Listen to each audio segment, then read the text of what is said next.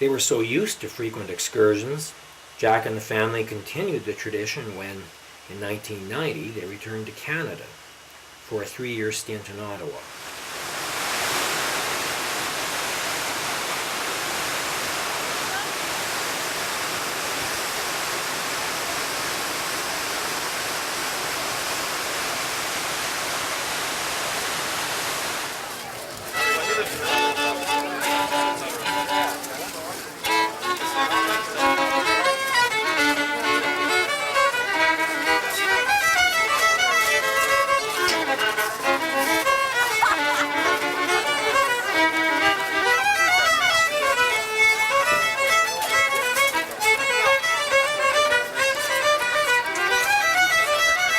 What's that, Matthew? Go! You don't want your picture taken? Do you want me to take your picture? Yeah. No? What do you want to do?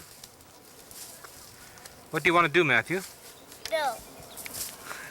Go this way. You want to go that way? Okay. Why not?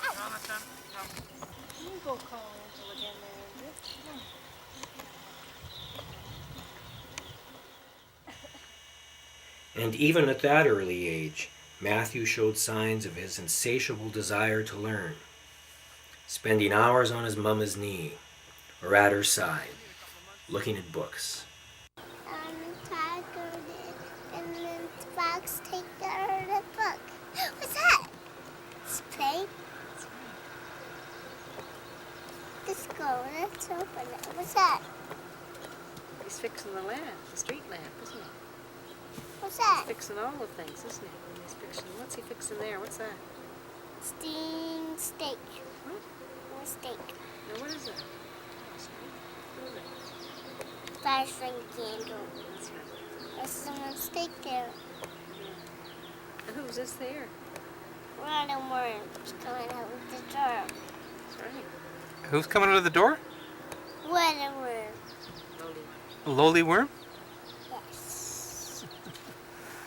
Lowly worm. I see. That's coming out the stove. There was always room for the more traditional joys of childhood, playing games with the ladies, Come, let us wake them with the merry tune. Oh, so still. Dinosaurs. Wake up, dinosaurs. Hop, little dinosaurs. Hop, hop, hop. Hop, little dinosaurs. Hop, hop, hop. All day long.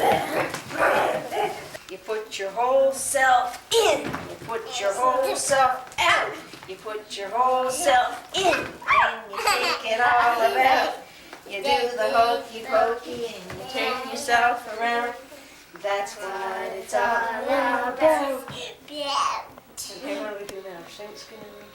Okay, come on. Skinnamarink-y dinky dink, skinnamarink-y doo.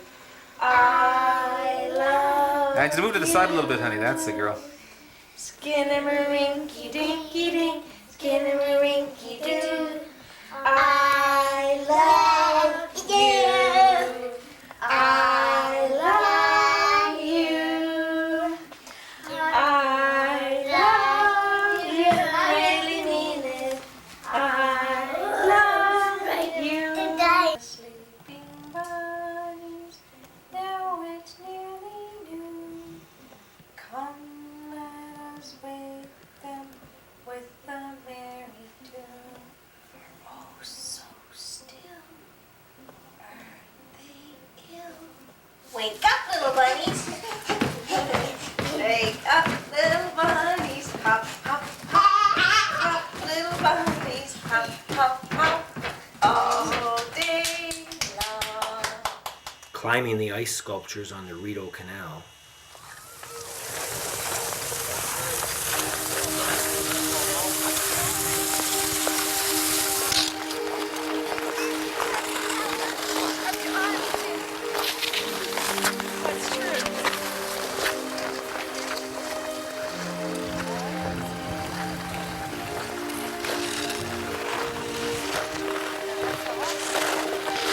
Maybe I'll put it right enough.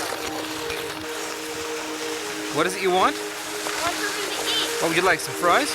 No. What would you like then? Tupperware. Sorry. Why?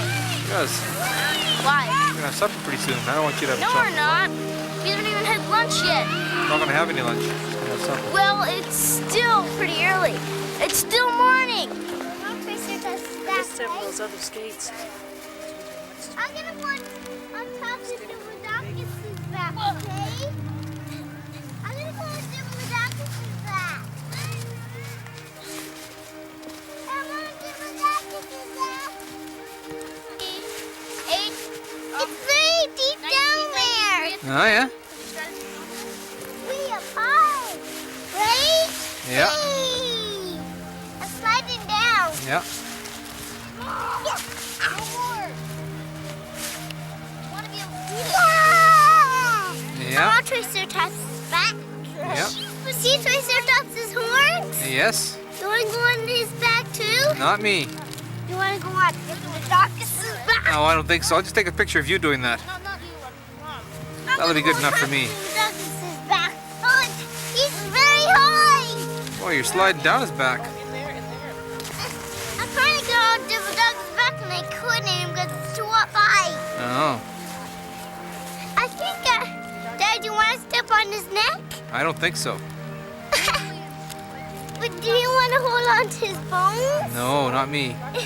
Why? Why not? They're big. I bet you they are. You see that? That's different. Ah. I love Triceratops. Walks in the Gatineau Hills.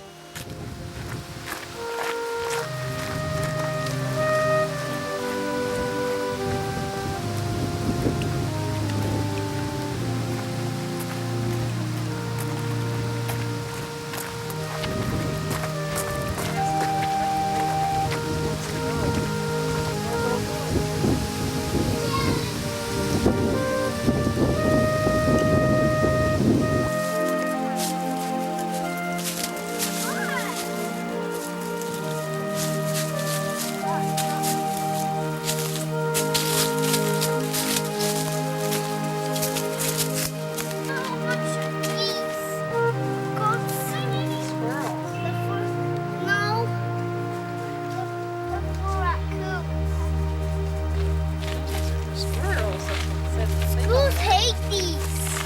Schools can't chop me down. These are nuts too. Meeting his Uncle Gary, Auntie Linda, and Cousin Chrissy. So give us a big smile, Linda. That's nice. It's not somewhat tight-lipped, but what the hell? No, Dad, let go. Come on, because But now I will. I won't go anywhere if you let go. you're lying. Right? I'm not. She's lying. Give me a big hug. Don't put your arm around. Okay, like boyfriend and girlfriend, okay? Pumpkin? Come on, Pumpkin. Hold on to Dad's hand. Hold on, Pumpkin. A lot of motion. You actually get motion with Christine. What do you think? Christine's a very You wanna get dramatic a picture subject. too? She's Huh? a very dramatic You subject. want She certainly Christine gives to me hold you? You want Christine to hold something you? to ponder here. Okay, you gonna stay here? Yes. Okay. Okay, here we go. Up, there we go. Here's Matthew. Yeah, now give us your face, honey. Big smile. That's not very kind, Christy. What would you feel like if someone did that in your pictures? She'd feel fine. Put a little baby Jesus finger or something. Let me tell you the story about my buddy Dick, who was busy interviewing refugees in Malaysia. They went through these refugees fairly quickly, one after the other. Had to meet quotas and get a certain number of processed during the course of a very hot, humid, muggy, and unpleasant day. So, he interviewed one, he put down, nice girl, quiet, doesn't talk much. Asked her. So when the medical came back, she turned out to be deaf and dumb. That's nice, I love it. That's a good story, is it true? It's true. Excellent. It's true. They spend about a minute per body. Nice girl, quiet, doesn't talk much. Good listener. Listens intently. And finally, getting a chance to do some sledding, just like his sisters did during the good old days in Budapest.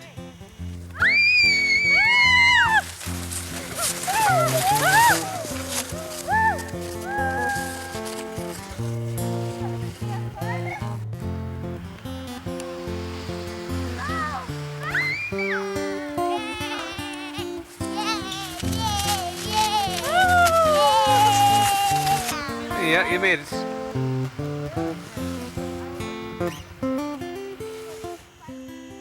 Come the summer of 1993, they rented their home at 2133 Fillmore Crescent and again headed to New Delhi, this time via Amsterdam.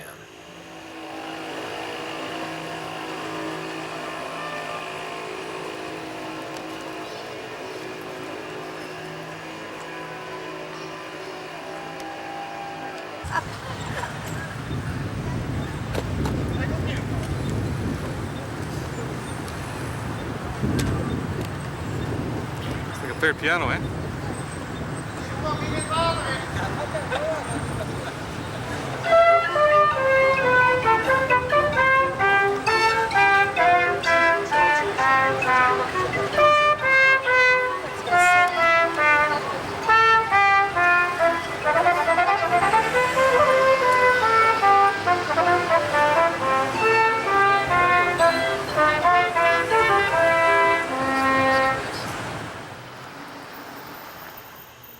During the Christmas season of that first winter in India, they were blessed with a visit from Rob Bolton.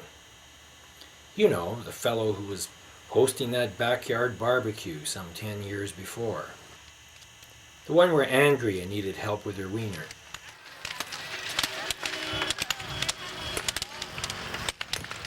Hello, Bob. This is your son coming to you from a high-tech factory in India.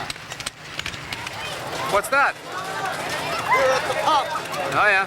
I guess it's probably the only source of water for some distance. बिल्कुल सदर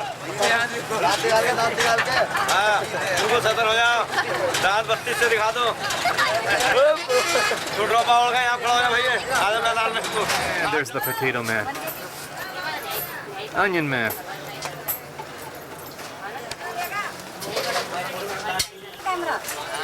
That's a video camera. Picking some limes. Picture on the side. Show her the picture, Dan. Oh, you want to do that? She's inside there. How can she see it?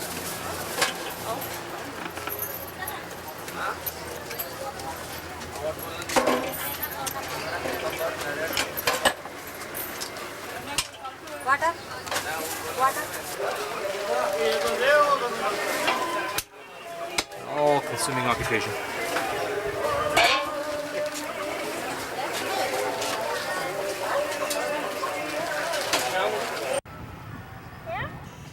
In addition to showing Rob the local sights, Jack and the family took him on a road trip to Corbett Park. There they are. There's our guide. What's your name? My name is Jagdish Singh. Okay, Jagdish. There we go. You're a better man than I am, Jagdish. Bet it on it. There you are. There's our two kids. Well, two of them. I know we got three. He's thrilled to bits with all of this. He's having a hell of a time. This is his idea of fun. Oh, I'm having words put in my mouth, Dan. At least it's not raining. Count your blessings. So far, no tigers. Actually, so far, precious little of anything.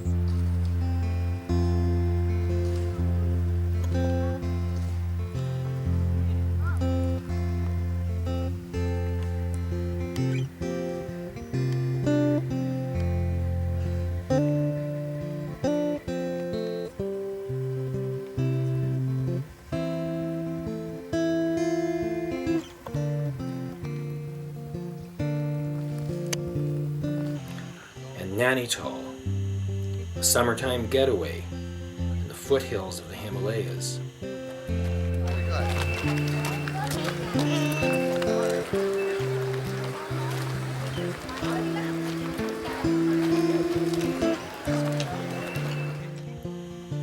In September of the following year, Matthew enjoyed his first elephant ride on the grounds of the Canadian High Commission. I guess just get up here and now hold your foot, don't worry. Okay, push up. And then okay, come on, little guy next. Where do I go? Yeah, come on, up. Up we go. Join mom. Get next, get up. Okay. second. That's it. Okay. And then up we go. There we go. When I got Anyone up, else? the ear was moving. Nope, that's it. That's it.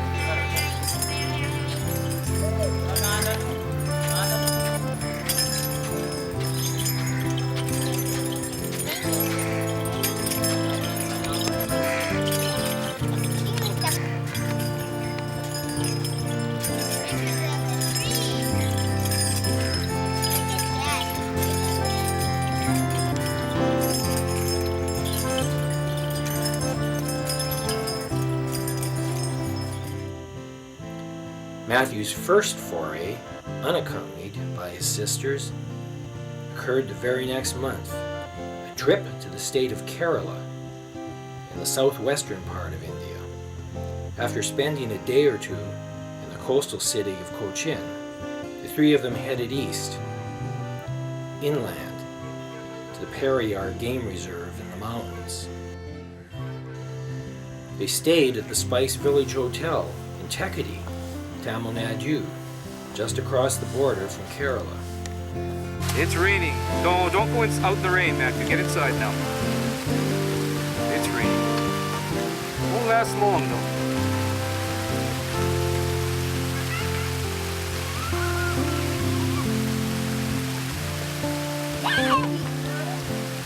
It's over there. I thought, instead of waiting. And ran into Junior at the local spice shop, a well-traveled, urbane gentleman who eagerly offered his services as a guide. He'll give us a discount, though, won't you? He'll give us a discount for volume. It's only fair. Take care. Snap. The customer. I think. Got the potential there, anyhow. Look at it. Look at it. This is natural bamboo there. Well, we're up in the hills. We had planned to go in and see the game reserve, Like but this underneath the tree. I never panned out. This is we're interested to get away. It's a natural Anyhow. bamboo ladder.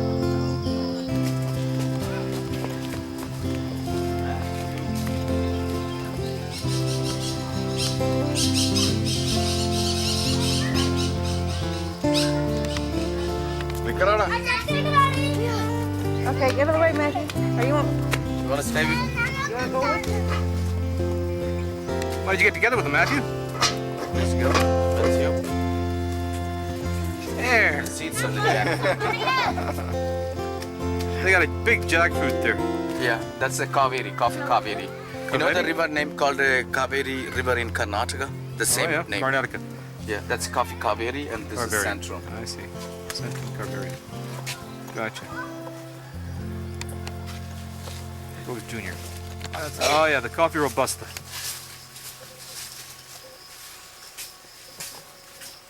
Where's your wife? I don't know. One of the stranger sights, as Jack tells it, could be seen without leaving the grounds of the hotel.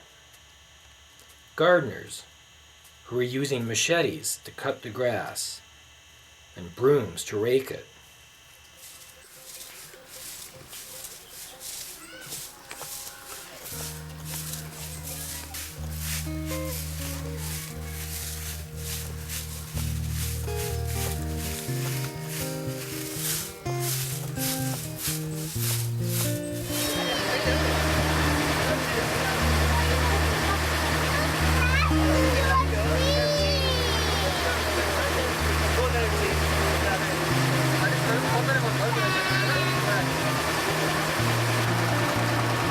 I'm not American, I'm Acadian.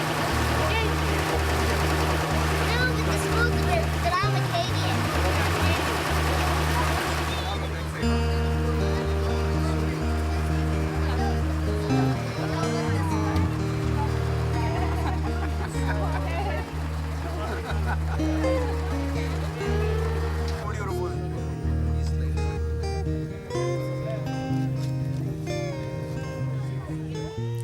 From Tekadi, the family made their way to Alapi.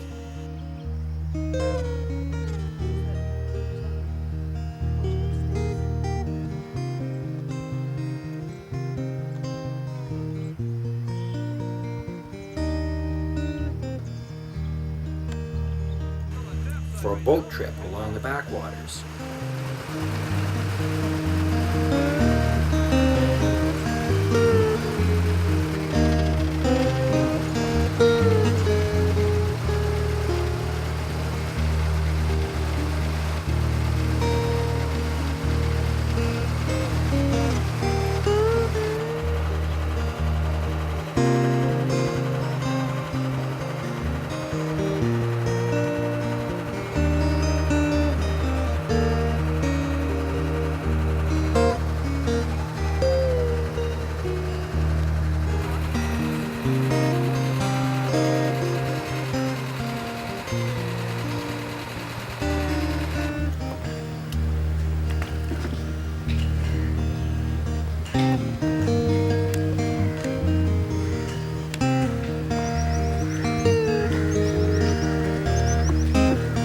When they got to Totopali, they disembarked and went by road to Kovalam.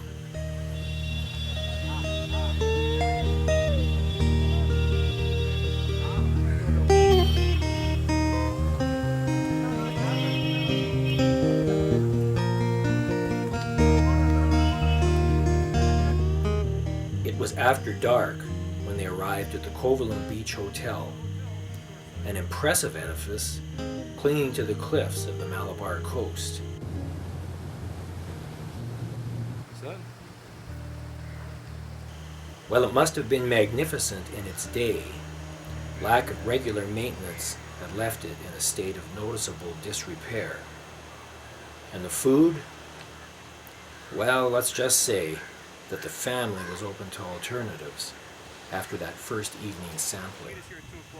The next morning, they descended the long wooden staircase to the beach, and almost as if it were scripted, they were then approached by a gentleman who offered to feed them at his restaurant. Taking a page out of the Federico Fellini notebook, the restaurant consisted of a lone wooden table standing in splendid isolation on the promontory's grassland. The proprietor said he could offer them all manner of fresh seafood at a reasonable price. A price was agreed, a time was set, and after a pleasant few hours on the beach, back up the cliff they went for lunch. To demonstrate that the sustenance had indeed been freshly caught, he showed them the crabs scurrying along the ground. And what a magnificent meal it was. They ate until they could eat no more, with the adults washing the meal down with copious amounts of beer. Little Matt, of course, had to settle for softer stuff. They did it again in the evening, this time with the added romance of the setting sun. There could be no finer way of ending a great journey, and I believe Jack can taste those meals still, if ever and whenever his imagination decrees. And let's not forget the Christmas concert. There was one a year, every December, and the '94 rendition at the American Embassy School in New Delhi offered up a special treat: the kids' enthusiastic performance of the parachute dance. While at the start, some of the kids were able to manage a more or less rhythmical hop, by the end all were jumping about with wild abandon, totally oblivious to the beat of the musical accompaniment.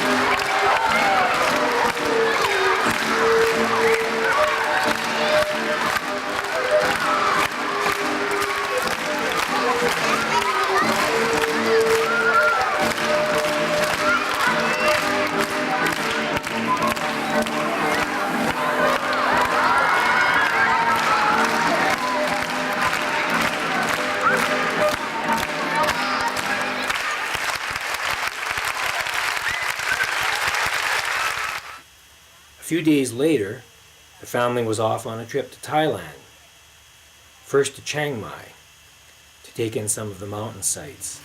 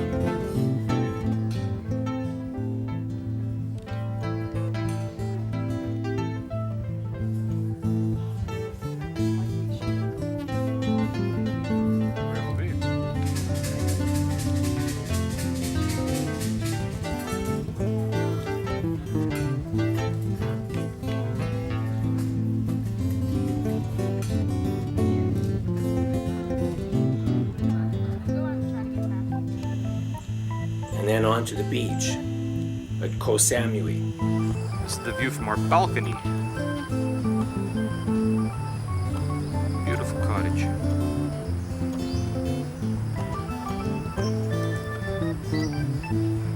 We got the entire cottage, both houses with an adjoining door.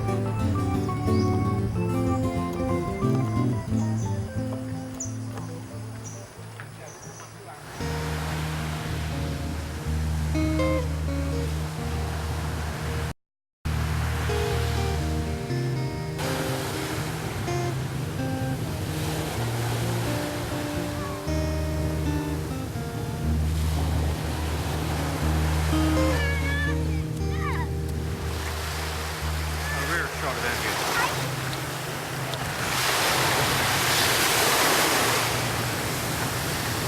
Not so rare shot of these two.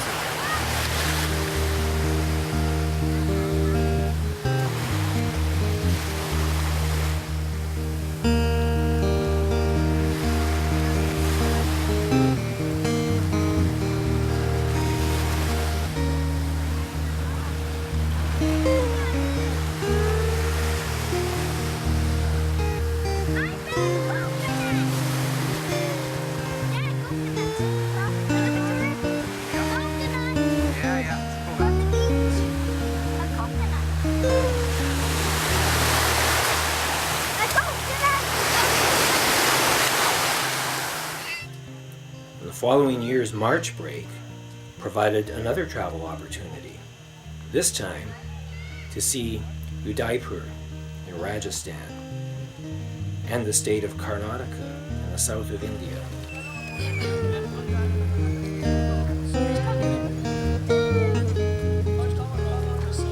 Oh, yeah.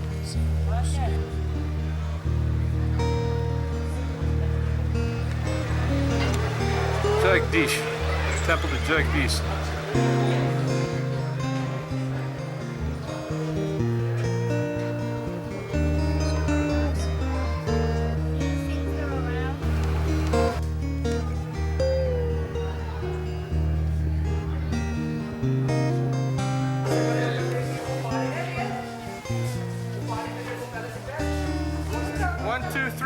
we fighting for, Andrea?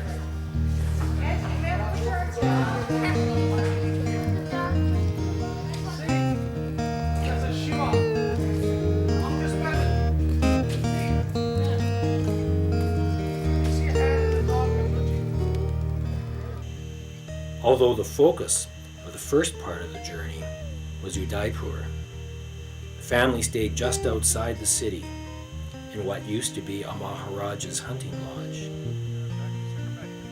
The Shikharbadi Lodge reminded Jack of the type of accommodation the family enjoyed on an earlier trip through Rajasthan. A trip in the mid-80s that predated Matthew's arrival. While the excuse for that earlier trip was the colorful Pushkar camel fare, the family had carried on from Pushkar, traveling in a loose circle to Jaipur, Jodhpur, Jaisalmer, and Bikaner before heading back to New Delhi.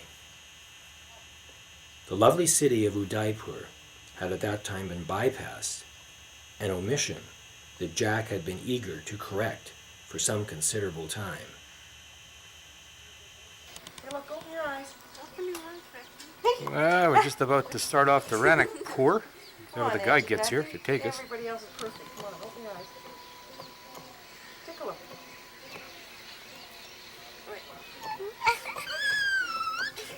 Open up your eyes. Come on, open your eyes. Okay, get him down then. Get him down.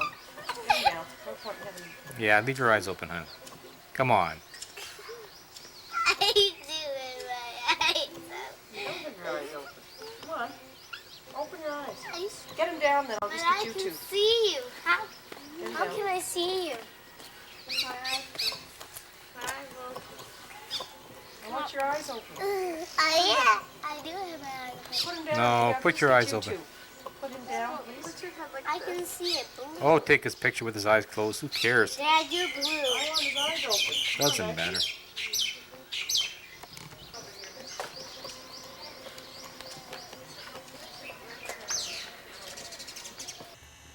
And just as with the Pushkar trip, the family went further afield than the primary destination, taking day excursions to the magnificent Jain temples of Ranakpur and the imposing fort at Kumbhalgarh. I love it.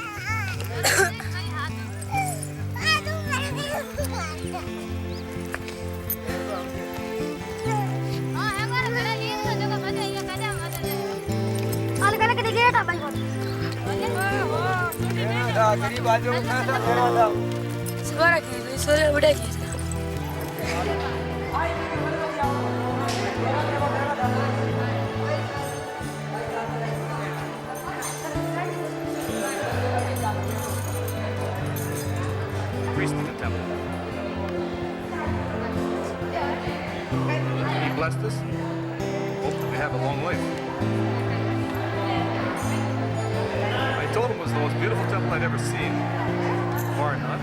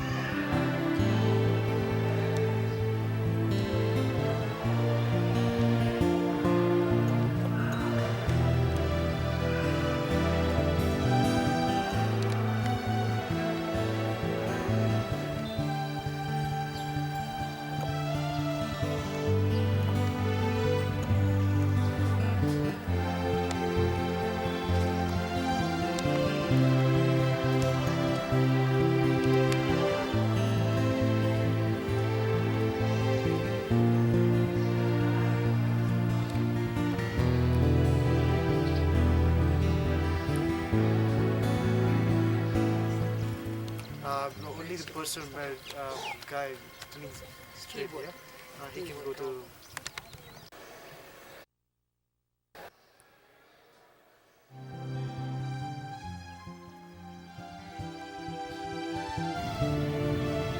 There we are, Kumbhagar Fort.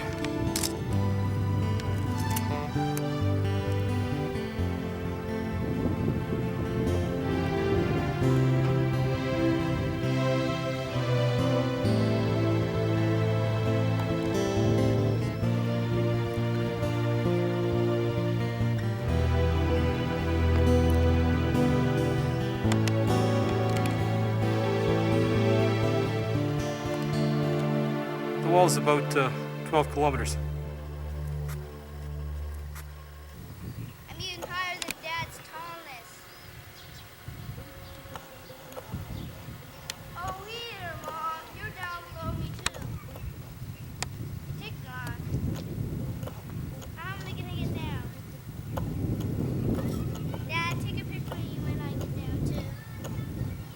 But I'm still going to be very, very high when I get down.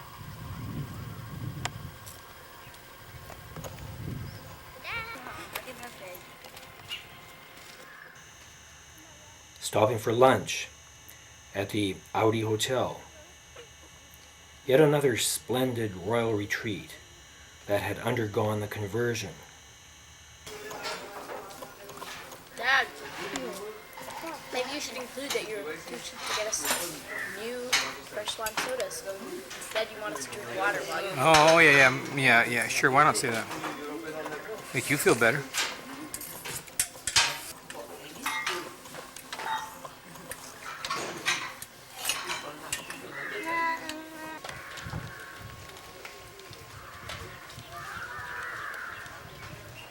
Dad, what price are these things to be? As for Udaipur, a boat trip on the Piccolo Lake permitted the family not only to have a close-up view of the Lake Palace Hotel, but also to see the city palace from lakeside.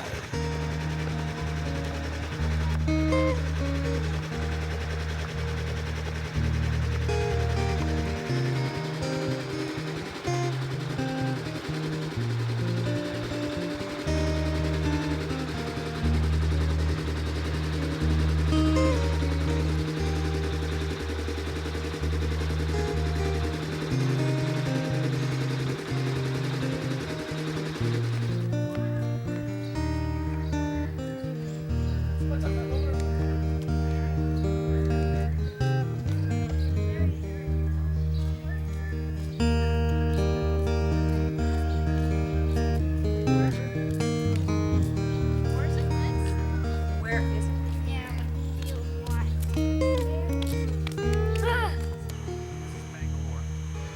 From Udaipur, the family flew to Bangalore in the state of Karnataka. In more recent times, Bangalore has come to international prominence as India's version of California's Silicon Valley, a high-tech hub specializing in software development.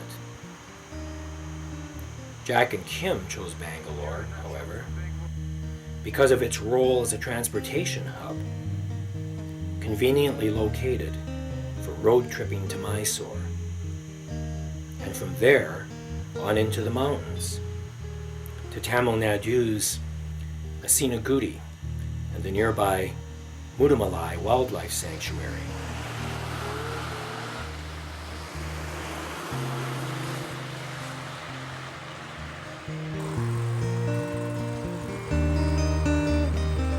All you need is a flower in your hair, darling.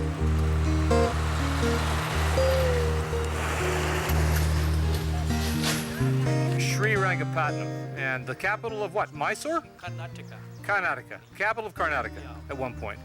That's a pigeon house we're looking at here, the guide tells me. Is that it?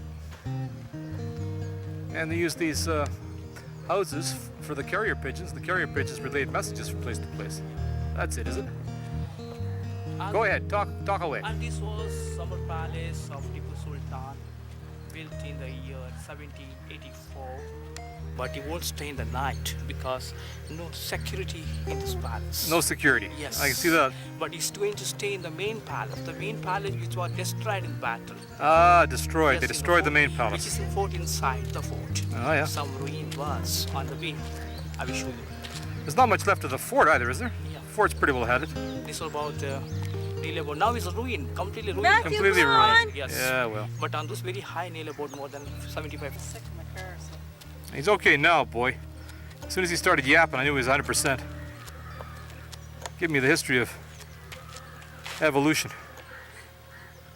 But in the two battles, the Sultan Tipu, he won the battle because the French were support to Tipu Sultan. French people support to Tipu Sultan. Yeah, they couldn't stand the English. That's why they supported him. Ah, right. Nothing to do with Tipu Sultan. But after the two battles, Lord Cornwallis, who defeated to Tipu Sultan in third battle, and he played the two sons. He took a treaty from British. In Mysore, the family resided at the opulent Lalita Mahal Palace Hotel. Built as a private palace in 1931 by the Maharaja to host, in a manner befitting his position, the Viceroy of India. An excellent overhead view of the palace was available from the Chamundi Hills, not far from the Hindu temple and the statue of Lord Shiva's transport, the Nandi bull. Do you like the paneer, Angie? Those pieces of cheese. It's just outside the restaurant.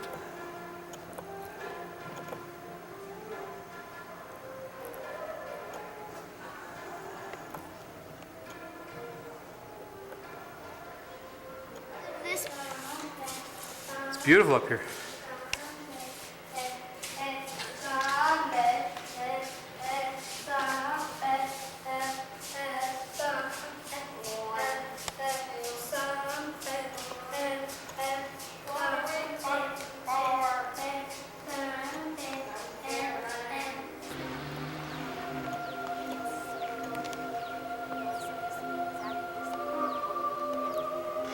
There's little Matthew. Little Prince Matthew.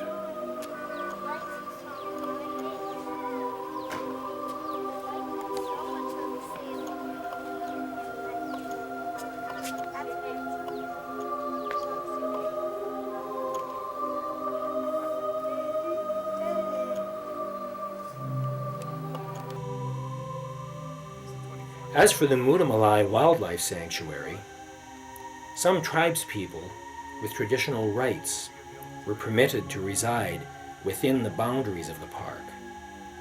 And you got to see them, as well as the animals, from atop an elephant.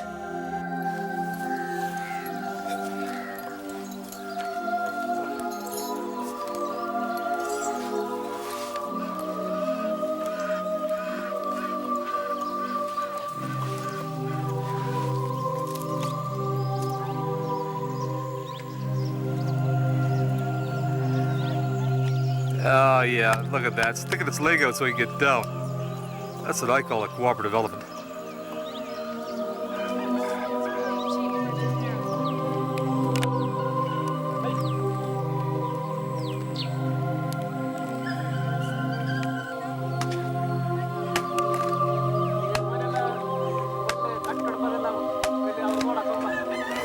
Oops. There goes the elephant.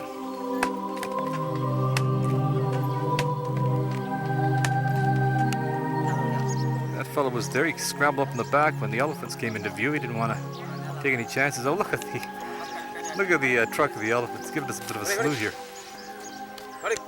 He's got these elephants trained perfectly. There's Matthew. Hey.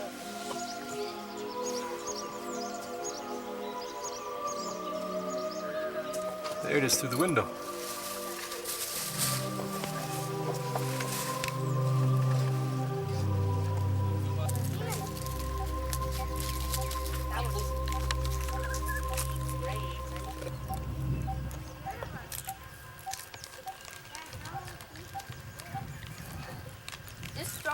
throw it, Matthew. Throw it. Throw it to them. Just throw it.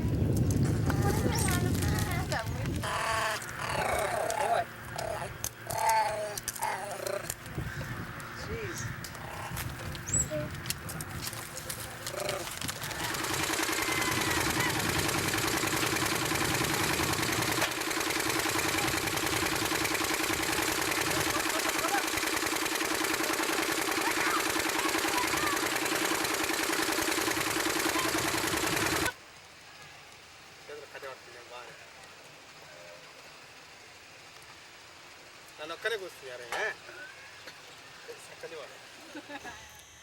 Shortly after the family's return to Delhi, Viv Dominic, together with her former boyfriend Lucius and daughter Nikki, flew all the way from England for a visit.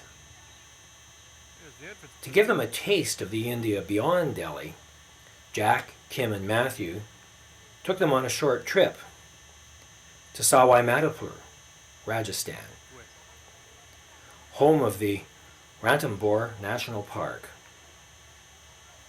They took the scenic route, stopping first at Sikandra, Uttar Pradesh, for a look at Akbar's tomb, then on to Agra to see the ultimate in tombs, the Taj Mahal, built by Shah Jahan as a memoriam to his wife, Mumtaz.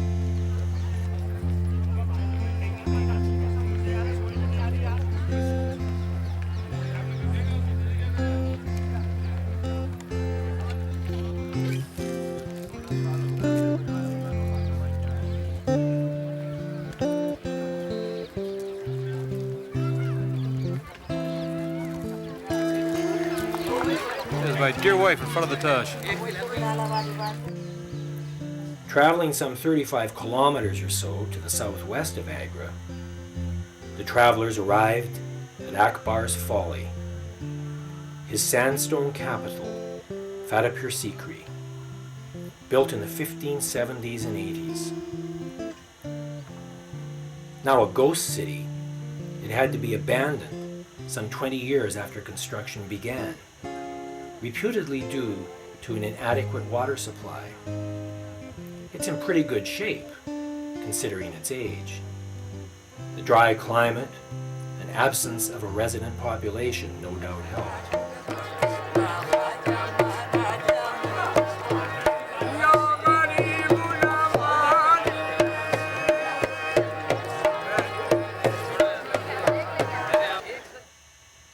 Heading out from Fatehpur Sikri, our intrepid group decided to take the back roads, the most direct route for the remainder of the journey to Sawai Madhopur. There were occasions when the road temporarily disappeared into the desert. Another time when it ran through a shallow river. Where our group saw a possible impediment, truckers saw an opportunity. They parked themselves in the middle of the river and give their vehicles a thorough wash. Limited by their vehicle's lower clearance, Jack's driver had to find a passage where the river was at its shallowest. They got across all right and covered the remaining distance without incident. Matthew was overjoyed when they ran into extensive sand dunes. He insisted on delaying the journey so he could run about for a while, much to the bemusement of some passing nomads.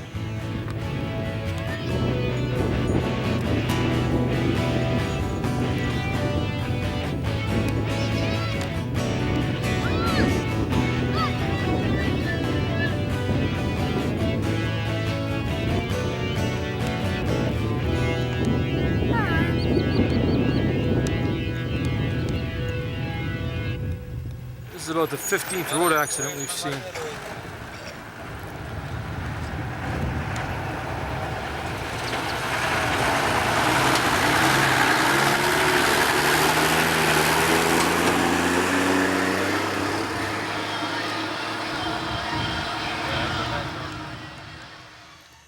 The park itself was attractive enough, but not a tiger to be seen. And just like all other game reserves the family visited, tiger tracks were guaranteed, always conveniently located to allow easy access.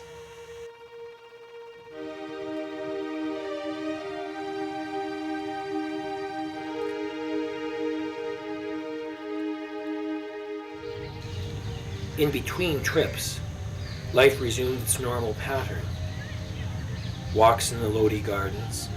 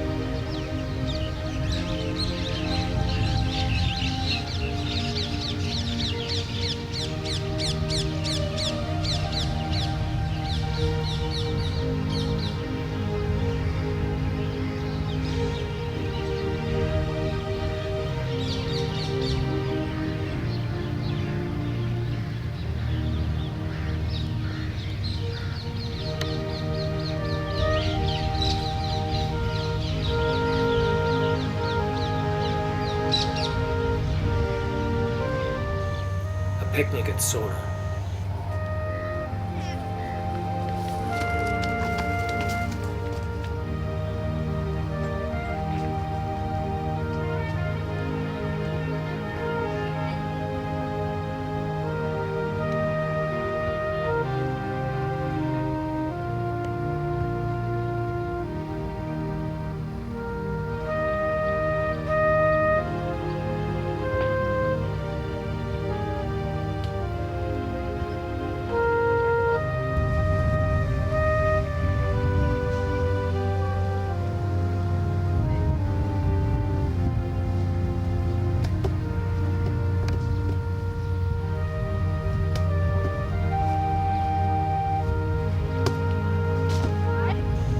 A Halloween parade at the school.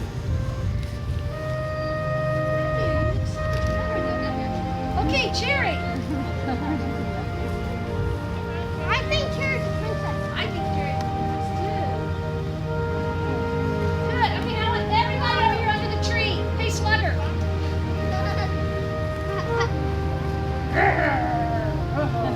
Cherry, vampire bat. Okay, here's what I need. I need my tall ones toward the back.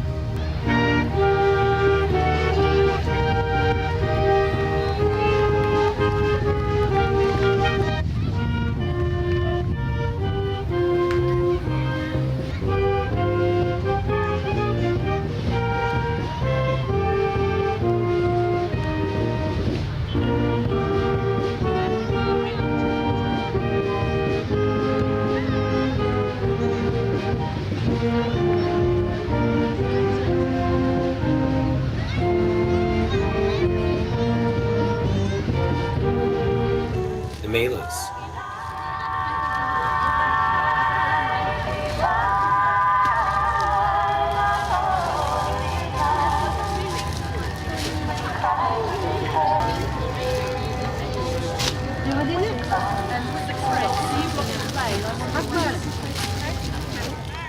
Fun and games with Matt's friend Dennis at D6 West End Colony. Oh, that's my bear. Don't do that to my bear. Don't hit my bear. This is your bear? That's right. That's my bear. That's it. Give it a big kiss.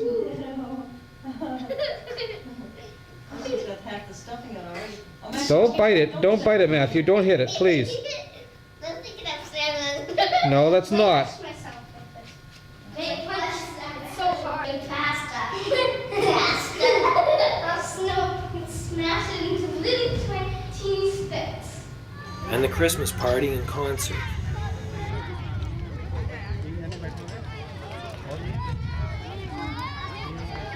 They certainly don't last forever. No, they don't. They don't. Because Gordon brought 3 over. Gordon brought 3 over. Hi, man! Hi, Anthony! We buy that. Who's up there? 92, 93? Yeah! 92, 93. I think 2 years. Yeah.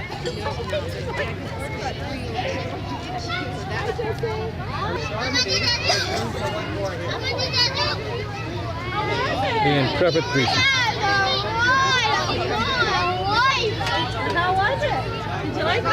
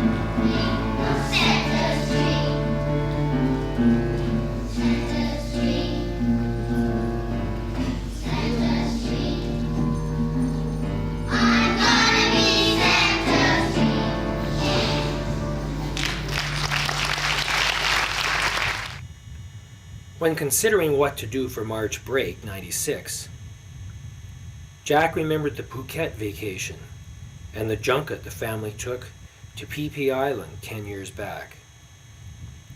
He remembered the pristine beauty of the place, a tropical island with not much other than a few basic cabins lining the shore. And that's where he and Kim decided to take the family.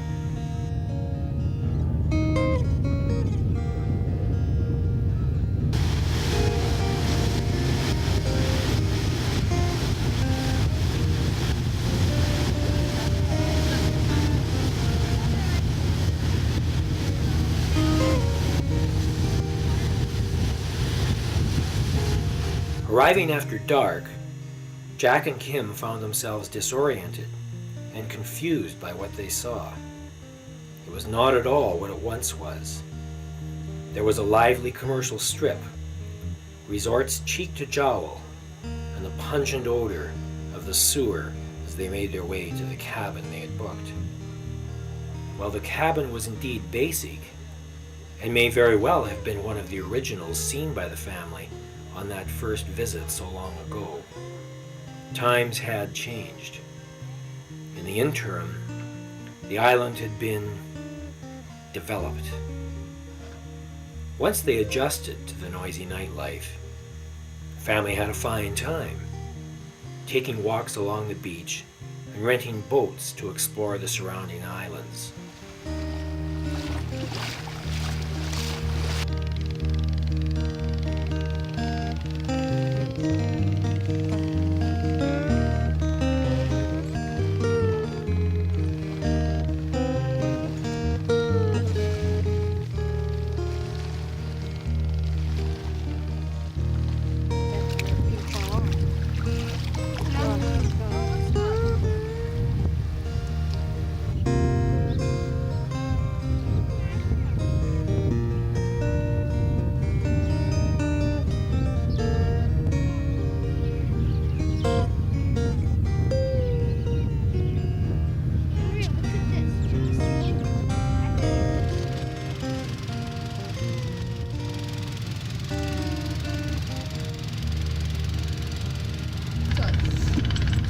Did you see that?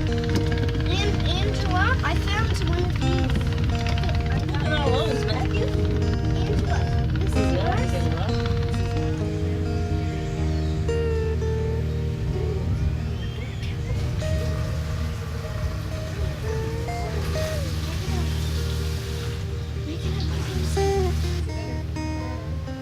Angela's managed to get something in her foot. Andrew's busy trying to dig it out. Is Mom better now? Oh yeah, she was never that badly off. She likes to get a little dramatic from time to time. Get sympathy? Yeah. Well, I mean, Dad, sometimes you do purposely try to nag her on.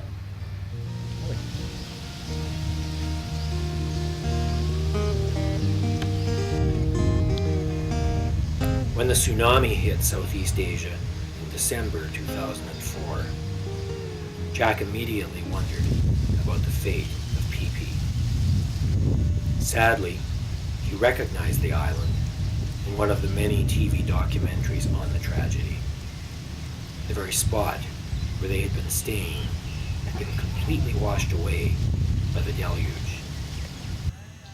There was one other place in India Jack had wanted to see, and that was Kutch, a remote part of Gujarat bordering on Pakistan's Sindh province. Their remaining time in India was running short, so Jack decided to bite the bullet and booked passage to Ahmedabad, the home of Gandhi's ashram. Once again, Jack and Kim had to defer to schooling considerations. They were able to pull Matt, but the girls had to be left behind. It was April, one of the hottest months of the Gujarati calendar, and that meant dealing with temperatures that reached the mid-40s Celsius. From Ahmedabad, the family made their way by road, first to Wankaner and Saurashtra for an overnight, and then on to Bhuj, the capital of Kutch.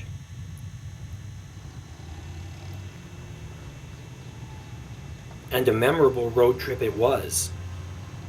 Not so much because of the traffic, that was really quite sparse when compared to many other places Jack and the family had been, but because of the speed.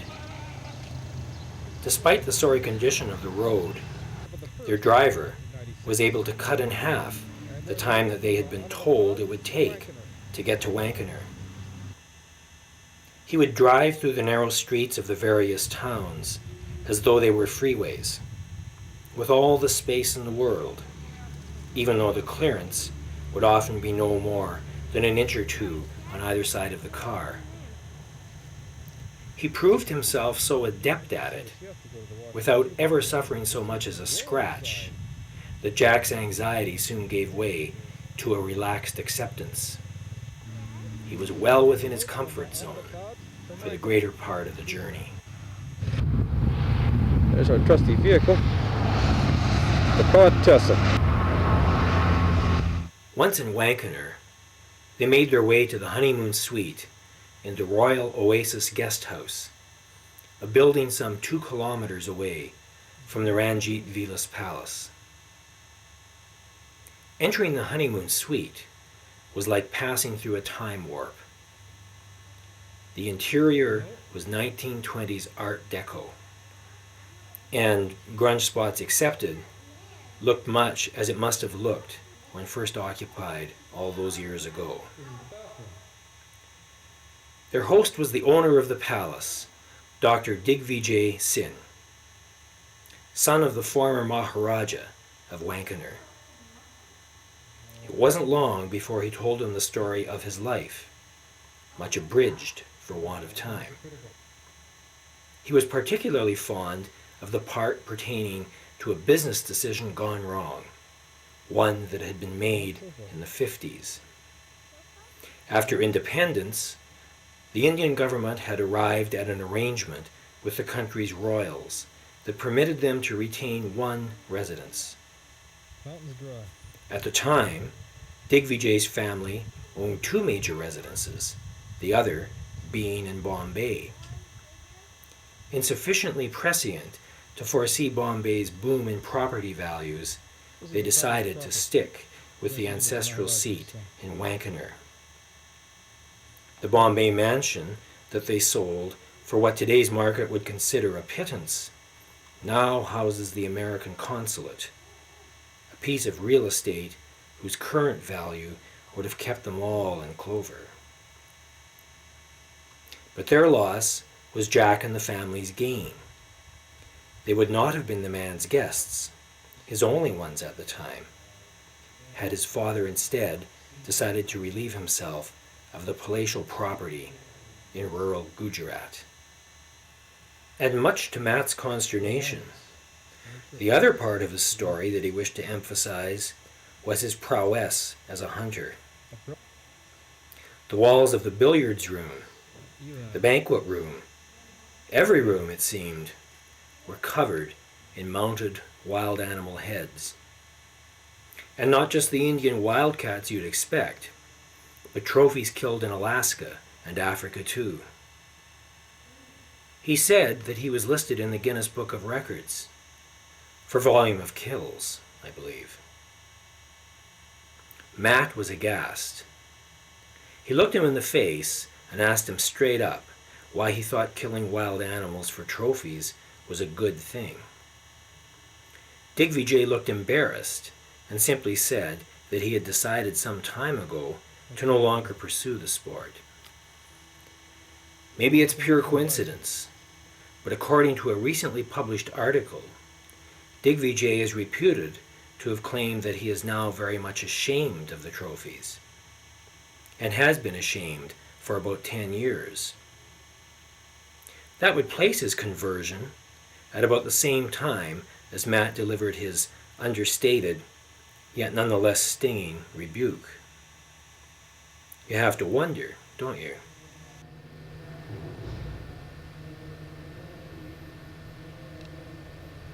There's Matthew next to the Asiatic lion that comes from Gir National Forest right here in Gujarat, the only place on earth you'll find them.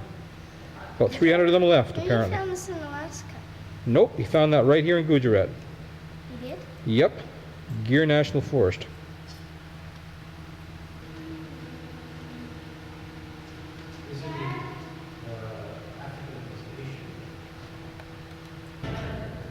Those tusks from an African elephant. Tusks from an Asiatic elephant. Our host is a young man. Yes, hon. Okay, just a minute. There's the tusks in the background there. You see these pictures in here? You know, Andrew's doing the glass. You might like to see this. Okay, just a minute here.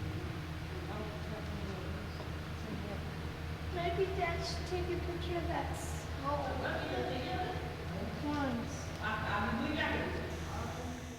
He was happy to show us his small stock of Kadiawadi horses, a distinctive Rajput breed that, according to Digvijay, was close to extinction. These horses are distinguished by their ability to touch the tips of their pointed ears, one against the other. The family was also shown a number of vintage cars. One of them, a rather dilapidated 1921 Rolls-Royce Silver Ghost.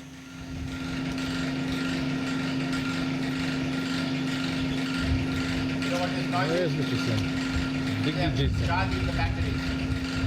Maharaj's son. Maharaja's son is this.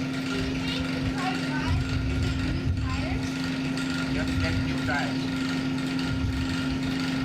These tires are not made in India. They have to come from England. English car. Sort of car they use in the Great Gatsby.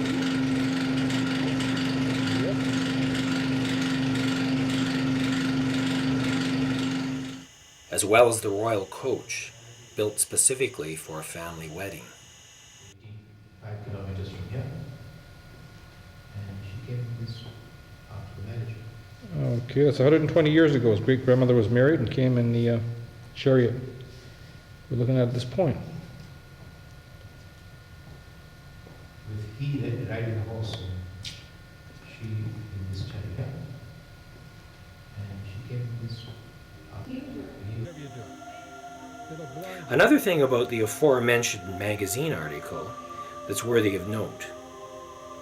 The author compared the Sins to the Addams family of cartoon, TV sitcom, and movie fame. Kim had also made this very same comparison, directly after she and the family had first dined with the Sins, about a decade before the article was written. I haven't straightened my eye. I used to have it straightened my eye.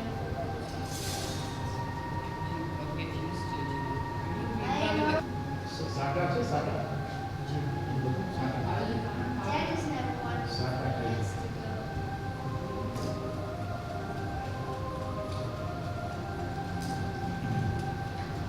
And she has a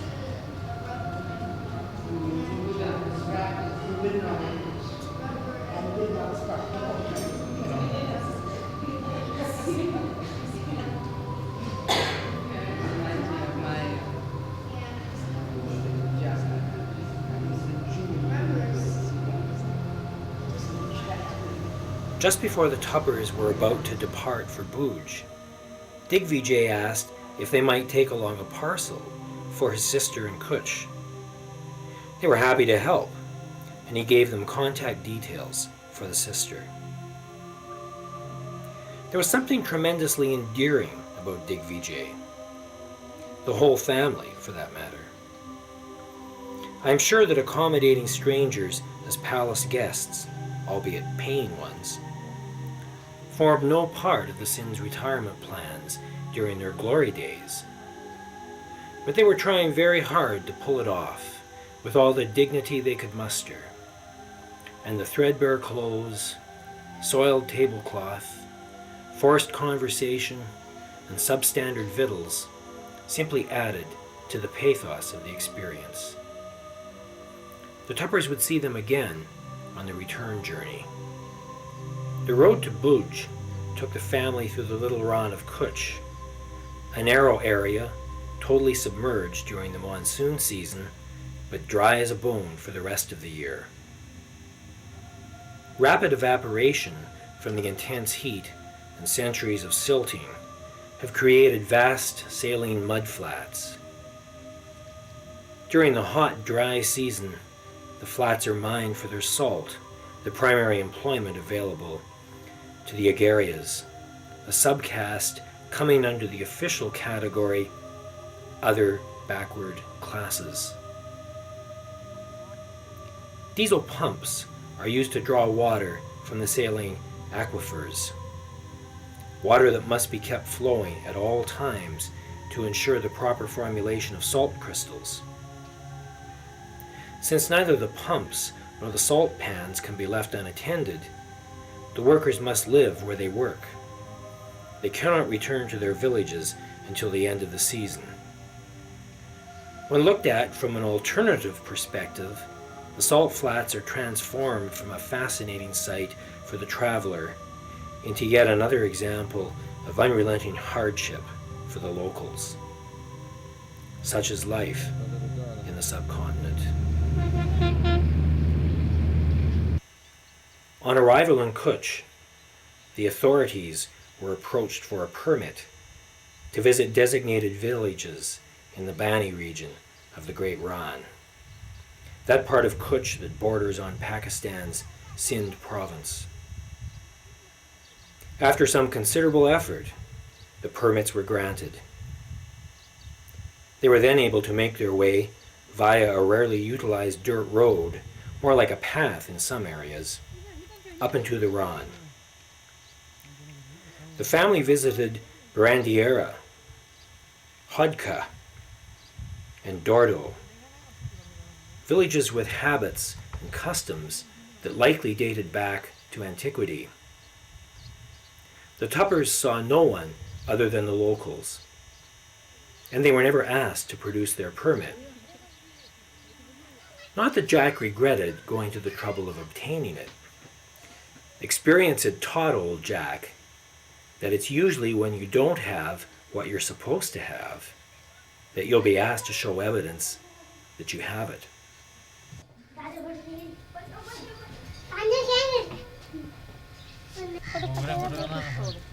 Ladies husking cotton in here.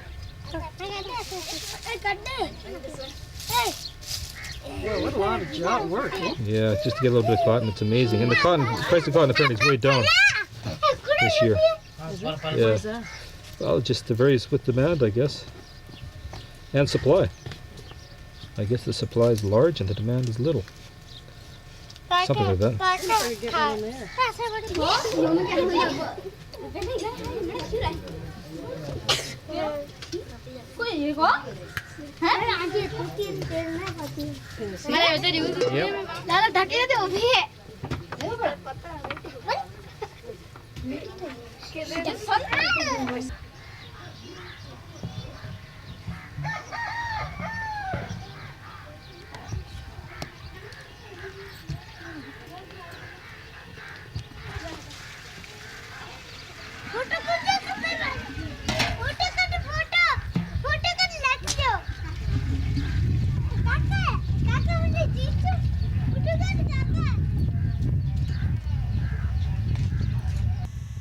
Back at the Prince Hotel in Bhuj, arrangements were made to meet up with Digvijay's sister.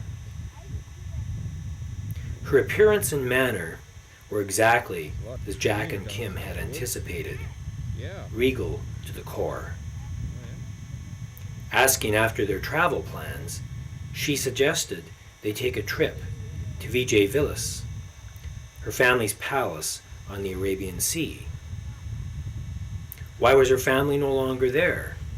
Same old story. Problems with the water supply. While the wells were functional enough for a decade or two after the palace was built, seawater was constantly seeping through the sand and soil, contaminating the freshwater supply. And when the deed was finally done, and the freshwater supply turned brackish, the place had to be abandoned. The family's travel itinerary was flexible, so they decided then and there to set aside a day to go and have a look. They learned that the palace was loosely modeled on the palaces at Orcha and Dacia, towns in the state of Madhya Pradesh that Jack and Kim had visited together with their dear friends Doug and Mark Plumsteel back in January 1987. It was a good decision. The place was in pristine condition and couldn't have looked a whole lot different in its heyday. One thing that completely flummoxed Jack, and that amazes him to this day, was the easy access that he and Kim had to the unique and clearly valuable artifacts and furniture that adorned the palace. They were on open display with no one other than an elderly caretaker to protect them. How was it, Jack pondered, that some enterprising thief hadn't spirited these beauties away?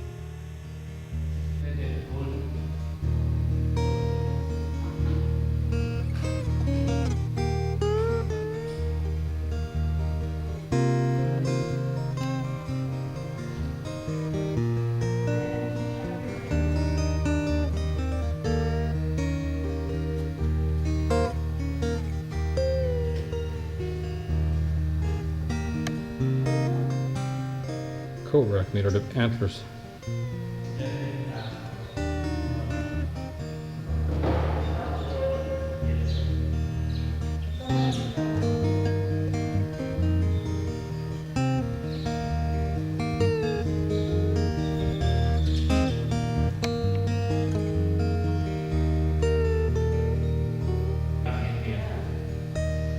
Also, farm service.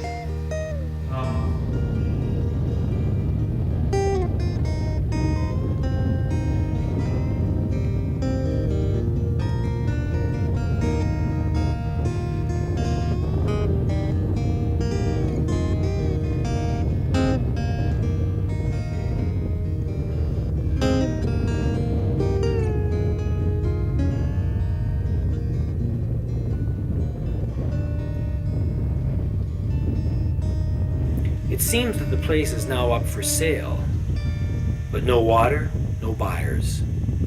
At least, that's Jack's understanding. The caretaker, with the family as a captive audience, put on a bit of a show with his horse, free of charge.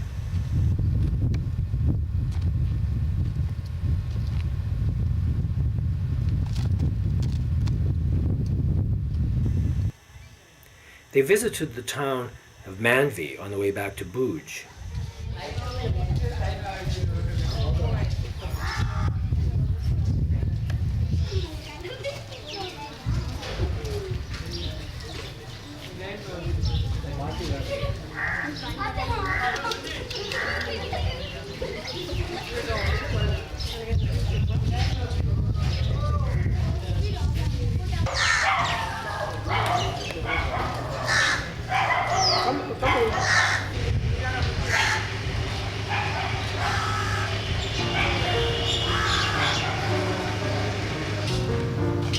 Dad, you're not going forward anymore. There's no straight lines. Stop. My intrepid adventurer, little Matthew. Yeah, yeah, I saw it. Look up. I did look up. I got a picture of it.